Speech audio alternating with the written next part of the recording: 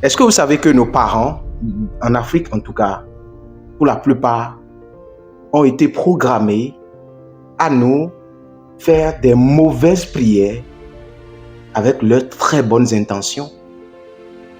Je vais vous expliquer ce que je veux dire juste après ceci.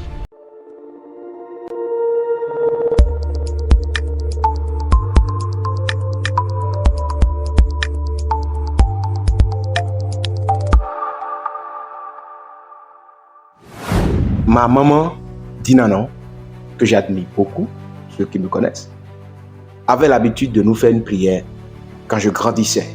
Elle disait quelque chose du genre, ah, je vais aller en cours d'abord expliquer. Oh, vigile, ma on a bible, mina moiseau dagbe. Mina moiseau doit zongwe dagbe, doit holwe. Bon, mon temps, il nous combo, mais n'a pas de fille, n'a pas quoi d'arro. Maman disait, vous allez trouver de bons boulots, de bons emplois chez le gouvernement pour gagner de gros salaires pour venir prendre soin de nous. Je suis un parent aussi et à aucun endroit dans mon cœur ici se trouve une intention mauvaise envers mes merveilleux enfants. Il n'y en a pas. Donc, j'ai compris que ma maman a une très bonne intention pour moi et pour ses enfants. Malheureusement, la prière qu'elle faisait était une très mauvaise prière. Pourquoi cette prière est une mauvaise prière, mais animée d'une bonne intention? Parce que ça sous-entend beaucoup de choses. La première chose qu'elle sous-entend, c'est que nous, les enfants de nos mamans là, on est nés pour devenir que des employés pour d'autres personnes. C'est tout. Nous sommes des employés mis au monde par nos parents. C'est ce que cette prière sous-entend. L'autre chose, c'est que nous n'avons rien en nous. On est nés vides. Nous sommes nés comme des objets ou des outils à être utilisés pour aller gagner de l'argent quelque part. Tout le monde ne va pas apprécier ce que je dis, mais je sais ce que je veux dire. Cette prière a marché pour beaucoup de personnes. Beaucoup de personnes ont eu des emplois, non? Et gagnent de gros salaires, non? Mais frustrés, fâchés. Certaines personnes n'ont même pas encore le salaire avant qu'ils finissent le salaire. Il faut qu'on dise les choses telles qu'elles sont. Donc, un jour, moi, j'étais allé à Porto-Novo et j'ai rencontré maman. Elle a fait la même prière. J'ai dit, maman, non. Je respecte ton intention, tu as une très bonne intention et je sais que tu ne veux pas mal, mais je refuse cette prière. Je ne veux pas dire amen à cette prière. Elle dit pourquoi? Elle dit ok, essayons de voir ça comme ceci.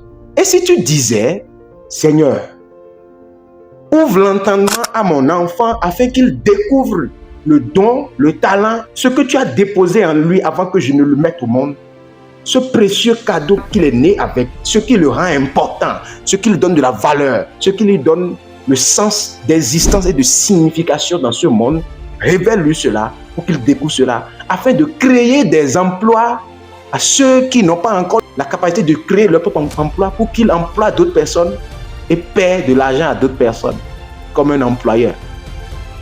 Et elle m'a demandé, ça veut dire, c'est toi qui vas gagner, payer l'argent aux gens maintenant, hein?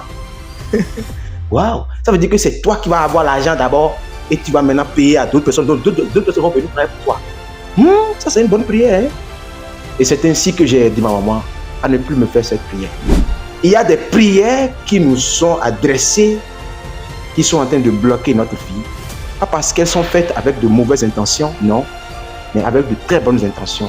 Et ces prières sont en train de marcher pour nous, mais contre notre destinée. Depuis ce jour, ma vie a changé.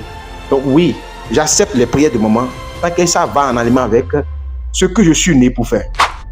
Si je suis né pour devenir employé pour l'État, cette prière marchera pour moi. Mais le problème, c'est que personne n'est né pour être employé par un État. Ce n'est pas comme ça le truc a été créé. Allez fouiller. Le système a été créé pour nous garder comme cela. Un groupe de personnes doit garder un groupe de personnes en bas pour pouvoir rester comme cela. Donc il ne faut pas qu'on nous dise certaines choses ou qu'on nous ouvre certaines portes. Donc, il faut nous garder quelque part à être employés et certaines personnes seront en haut là-bas et des employeurs au niveau VIP. Réveillons-nous. Vous aussi, vous pouvez créer d'emplois à d'autres personnes qui viendront travailler chez vous pour améliorer leur talent et sortir, aller créer les leurs et la sienne continue. Parce que nous sommes dans un monde d'abondance. Il ne manque rien dans ce monde. C'est les humains qui pensent que les choses manquent et sont en train de tout s'accaparer à cause de leur gourmandise. Si toi, tu crées ton emploi aujourd'hui, tu vas permettre à un jeune qui vient de commencer de prendre de l'expérience et aller créer pour d'autres personnes aussi. Ayons la mentalité de quelqu'un qui a quelque chose à créer et non seulement quelqu'un qui a juste demandé de salaire. Faites attention, je n'aime pas dire qu'aller chercher un job, c'est mauvais. J'ai juste dit, l'attitude, la mentalité que tu as amenée vers le job déterminera ce que tu vas devenir demain. Comme l'a dit John Maxwell, celui qui sait comment faire le travail, il aura un emploi. Mais celui qui sait pourquoi il faut faire le travail, sera toujours l'employeur. Je suis Apollinaire Apostix Kekere, linguiste de formation, formateur en anglais parlé pragmatique, penseur critique. Passez une très bonne journée. Et rappelez-vous de ceci, une personne plus Dieu fait toujours la majorité. Vous n'êtes jamais seul.